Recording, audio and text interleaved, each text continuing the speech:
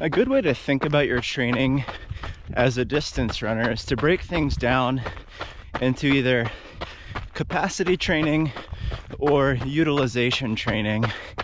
And in doing this, you can really start to think about how you structure seasons of running, build-ups for different races, things like that, to give sort of long-term structure to your development into a better distance runner.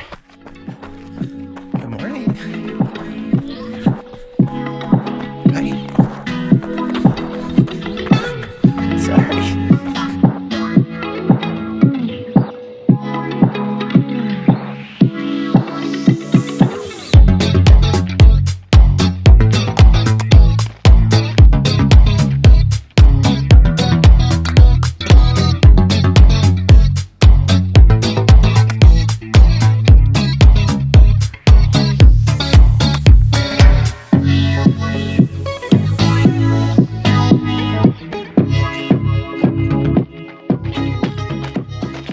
Capacity training is a sort of generalized training that allows you to do more work in the future.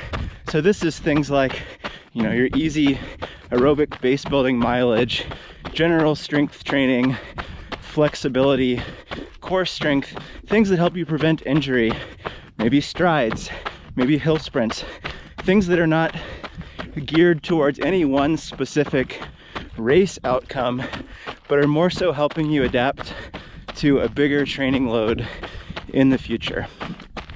And then on the other hand, there's utilization training. And it's called this because with this type of training, you're making use of whatever your current level of capacity is to train for a specific desired physiologic running or race outcome. And so an easy way to think about this might be in terms of, a high school or college cross-country runner who also runs track in the spring. Over the summer, there's typically a base building phase where you're really doing capacity training. You're getting in, mostly easy miles, maybe occasionally doing some strides or a tempo run. Nothing really, really fast to give you race-specific anaerobic adaptations, but you're building an engine, laying the foundation, so to speak, for faster running in the fall. And maybe you're strength training, you're stretching, you're doing core, you're trying to make your body more durable and increase its capacity to take on more work in the future.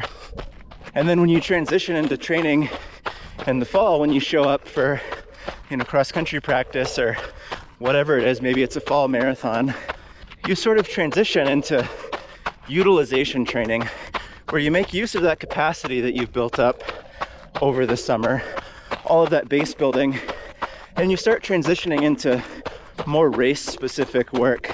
So interval workouts, repetitions, maybe more intentional tempo runs more regularly. And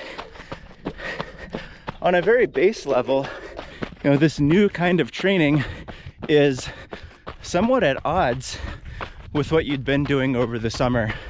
You're exchanging a little bit of that capacity, trading that off with race-specific outcomes that you're trying to achieve. Getting faster, building up muscular endurance at race pace. But you would do this in a very intentional way leading up to, October or November, when you have the state meet or NCAAs or whatever, or your fall marathon. And that would be a typical cycle of capacity training transitioning into utilization training. Typically you'd follow this by a week or two of downtime to reset. Maybe this is Thanksgiving or winter break for the high school or college athlete. If you're training for a marathon, maybe it's just some planned downtime after your big race. And then the idea is you'd start a new season or new training cycle going back to that capacity training, the easy base building, all of the general non-race specific things. But here, your capacity would in theory be slightly increased relative to your last base building or capacity training phase, such that your body could handle a little bit more mileage, a few more strides, more overall volume throughout the week as you base build for, in the example of the high school or college athlete, maybe a track season in the spring, where you would then transition to utilization or race specific training so that you could run fast in the spring. The end of your track season would then be, you know, the end of a second cycle, and you'd be back to the summer, where in theory now you've got the capacity to do a bigger base building phase over the next summer.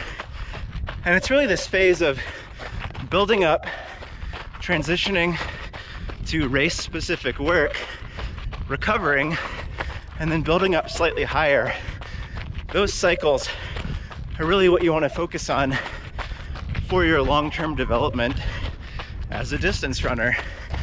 Yes, you can have breakout seasons and have a ton of good improvement in the middle of any one cycle, but it's really the compound effect of many of these cycles, month in and month out, year after year, decades long, that are going to give you a big aerobic engine, a big base to handle more training, and the knowledge and wisdom about how your body reacts to different kinds of training. That sort of years-long consistency is really what you should be after as a distance runner.